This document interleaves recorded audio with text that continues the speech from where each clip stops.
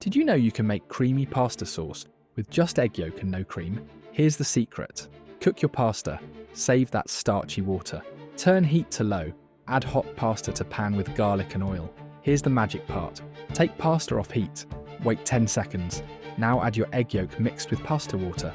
Stir fast in circles. The heat cooks the egg gently, no scrambled mess. Pure silk, works with spaghetti carbonara style. Toss with cheese and pepper. Or try garlic oil pasta with that golden yolk. Even Asian noodles get creamy this way. The trick is timing. Hot pasta, cooled pan, then yolk. Stir like crazy. If it breaks, add cold pasta water and whisk. The starch saves everything. Egg proteins bind better than cream. Creates that restaurant texture at home. 3 ingredients, 5 minutes. Creamy perfection. Try it tonight and thank me later. Follow for more simple cooking tricks that actually work.